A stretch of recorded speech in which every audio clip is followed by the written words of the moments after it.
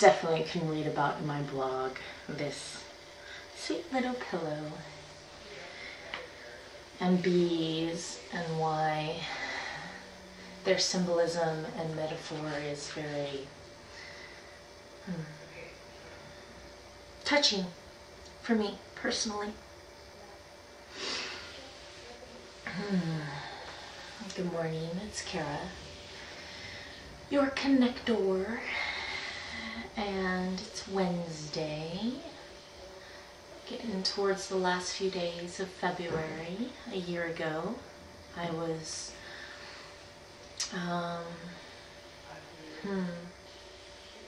grieving and cleaning the hive, moving it out of the art center.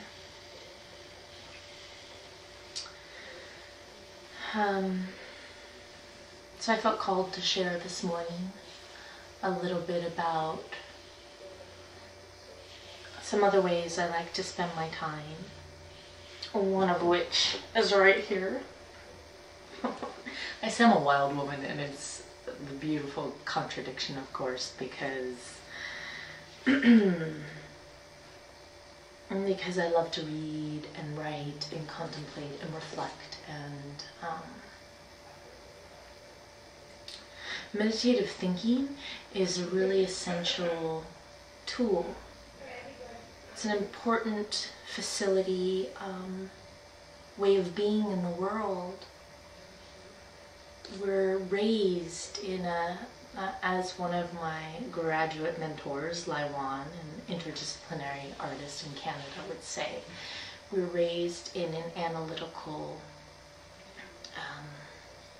culture, civilization, right? We worship the mind.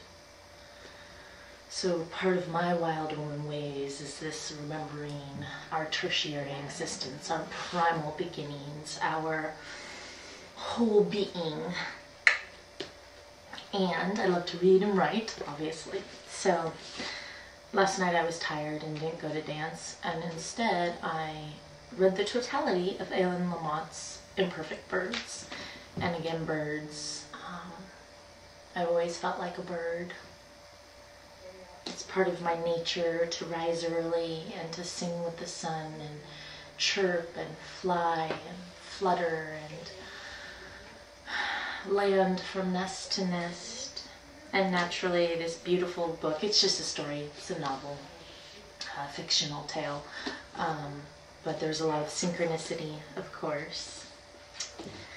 And even a reference to the last book I just read, which I actually posted these rules to live by from Forever onto my blog. So Marlo Morgan's Mutant Message from Forever. I had read Mutant Message from Down Under over a decade ago, probably around the time that I was traveling the world, and that included Australia.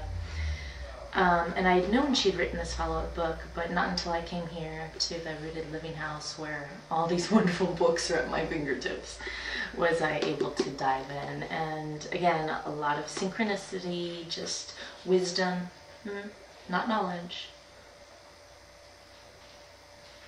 It's interesting because I'm integrating other people's wisdom through words on the page into my whole body, so that I may then integrate it in my life, in the real world.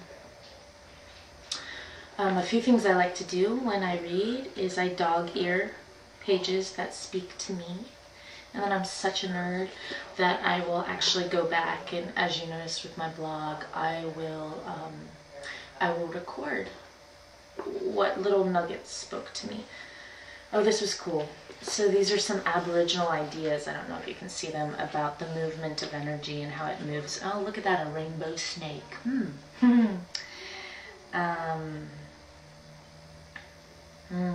So rainbow snake is a way that we want to move.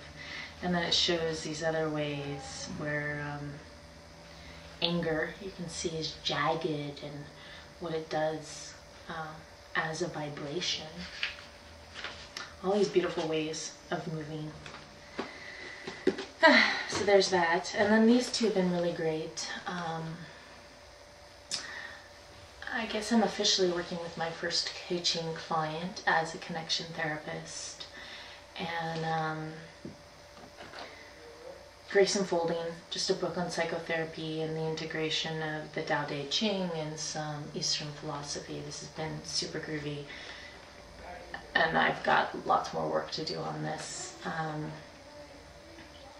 Talks a lot about this idea of being like water, especially as a mentor, as a teacher, as a facilitator, as a coach, as a healer, as a therapist. Yeah, so I'm still working with this one, chewing it more slowly than I do with stories, because I love story. I love to just voraciously consume it.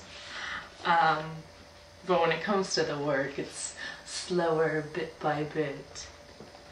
And this is another really powerful, important book, Man's Search for Meaning.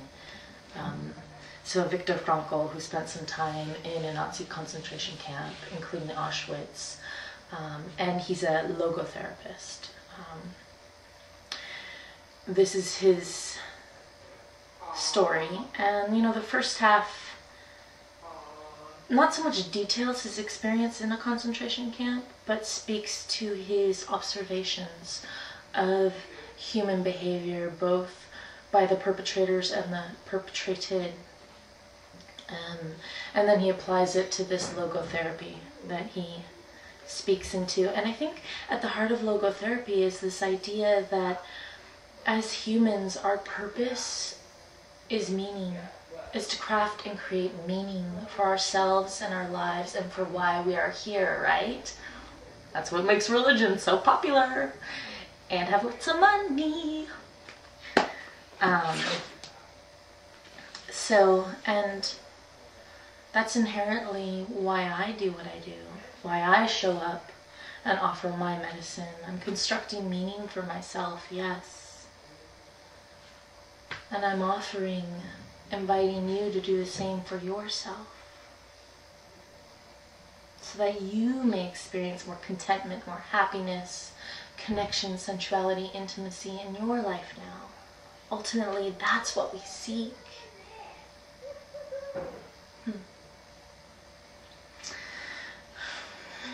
Los Ojos de Frida.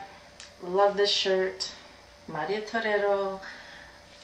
The painting, which is huge, hung at the Prosperity Hive for the first 6 months of its existence. It was such a treasure and a privilege and a pleasure to have these eyes looking down on that container, that magical container that was a space of so much healing and love and release and letting go and calling in. Whatever you're calling in for your life, be clear, see its intention, know that it is, and so it shall